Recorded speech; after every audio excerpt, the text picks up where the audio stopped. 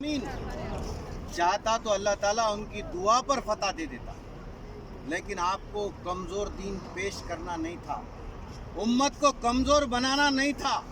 ऐसी क़ियादत उम्मत की उन्होंने, ऐसी क़ियादत अपने साथियों की कि शाना बशाना आपने मस्जिद नबी के बाहर एक मस्जिद थी, वहाँ आपने ज़र्रे बख्तर का लिबास पहना, जंग का लिबास पहना, हाथ में तलवार लिए। ये कमांडर, ये सबसे बड़ा कायद, ये सबसे बड़ा रहनुमा अपने साथियों के सबसे आगे इस मुकाम पर पहुंचे। मकसद था, जो इस्लाम के दुश्मन थे वो इनको मिटाना चाहते थे। आप उस मकसद को पूरा करने के लिए, मदीने के लोगों को दिफा करने के लिए, उनकी हिफाजत करने के लिए दुश्मन से इस मैदान के अंदर अपने साथियों के साथ दुश्मनान इस्लाम से नबी करीम सल्लल्लाहु अलैहि वसल्लम भिड़ गए। अजीज साथियों, घुमासान की लड़ाई हुई। सामने का जो इलाका है वो टीला, उसके कोने से खालिद बिन वलीद लश्कर लेकर यहाँ घुसे। अल्लाह के रसूल ने हिकमतन 52 तीर अंदाज इस टीले पर बिठाए और उनको वसीयत की कि मैं जब तक ना कहूँ तुम इस टीले से मत उतरना, चाहे तुम्हारा गोश्त चील और कौवे लोच खाए। अजीज साथियों, उधर से लश्कर आया, तीरों का ऐसा हमला हुआ कि सारा लश्कर परेशानी के आलम में दौड़ने लगा। घबराहट के आलम में दौड़ते हुए वापस वो पहाड़ी के पीछे चले गए। जो माले गनीमत यहाँ पड़ा था उनका अल्लाह के रसूल के साथ सहाबा इकराम जमा करने लगे। ऊपर के 40 लोगों ने मशवरा किया कि हम जंग तो ख़त्म हो चुकी है, लेकिन अल्लाह के रसूल का आर्डर नहीं मिला था। ये वो मशवरा करके उतरे और उतरने के बाद माले गनीमत जमा करने में लग गए। खालिद बिन वलीद बहुत माहिर जंगजू थे। उन्होंने देखा कि ये लोग गफलत में हैं और इस सिरे से उन्होंने अपना लश्कर लेकर ये पहाड़ी के दूसरे सिरे से आकर अचानक अल्लाह के रसूल और सहाबा इकराम के ऊपर हमला कर दिया। अजीज साथियों, अफरा तफरी का माहौल था। 40 तीर अंदाज उतर चुके थे। जहाँ से हमला हुआ था वो हमला कमज़ोर हो गया। वो हमला कमज़ोर होने के नतीजे में इतना बड़ा नुकसान हुआ, जिसमें आपके चचा हज़रत हमजा रज़ियल्लाहु ताला अन्हु को शहीद किया गया। मुसैब बिन उमैर इस जंग में शहीद हुए। 72 सहाबा इकराम 70 थे। 72 सहाबा इकराम ने इस्लाम के गलबे के लिए, मुसलमानों की दिफा के लिए काम अंजाम। घुमासान की लड़ाई में अफरा तफरी का माहौल था।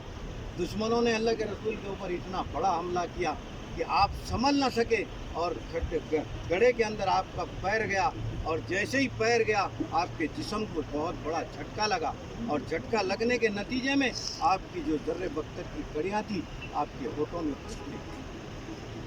इस्लाम के गलबे के लिए रहमत लिल आलमीन सल्लल्लाहु अलैहि वसल्लम का खून का खतरा इस ज़मीन के ऊपर गिरा। क्या कसूर था आपका? चाहते तो दुआओं से जंग जीतते थे। कुर्सी पे बैठ के आर्डर नहीं दिया, कुर्सी पे बैठ के हुक्म नहीं सादिर किया आपने। शाना बचाना आप लड़ रहे थे, अचानक हमला हुआ, आपके दंदाने मुबारक शहीद हुए और इस ज़मीन के ऊपर रहमतुल लिल आलमीन सल्लल्लाहु अलैहि वसल्लम का खून का कतरा गिरा। ये बहुत बड़ी बात है, जिसके अंदर आपके चचा हज़रत हमजा का हिंदा ने कलेजा चबाया, आपकी हालत ख़राब कर दी। अल्लाह के रसूल सल्लल्लाहु अलैहि वसल्लम ने आकर आपको देखा, उनकी बहन दौड़ कर आई, कहा कि अल्लाह के रसूल मैं अपने भाई को देखना चाहती हूँ। उन्होंने मना फरमाया। उन्होंने कहा कि कोई बात नहीं, मैं घबराने वाली नहीं हूँ, लेकिन मेरी एक ख्वाहिश है कि ये 2 चादरों में मेरे भाई की तदफीन हो जाए। अजीज साथियों, 2 चादरें लेकर उनकी बहन पहुँची। आपने देखा कि मुसैब बिन उमैर भी शहीद हुए हैं, उनके लिए कोई चादर नहीं थी। उनके बहन से कहा कि तुम्हारी इन 2 चादरों में से आपकी इजाज़त हो तो एक नौजवान जो जवानी के आलम में खुशबूदार लिबास पहना, खुशबूदार इतर लगाया करता था और आला लिबास पहना करता था, लेकिन जब इस्लाम में दाखिल हुआ, सादगी का आलम देखो।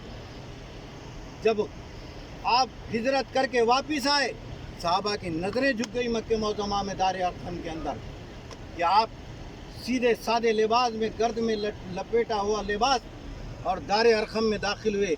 تو صحابہ پریشان ہو گئے، کیا یہی مصعب ہے جو اعلیٰ لباس پہنا کرتا تھا، اعلی خوشبو لگایا کرتا تھا، مکے کی تمام گلیوں میں خوشبو مہکتی تھی؟ عزیز ساتھیوں، جب اسلام کا معرکہ ہوا تو اسلام کے غلبے کے لیے مصعب بن عمیر نے شہادت نوش فرمائی۔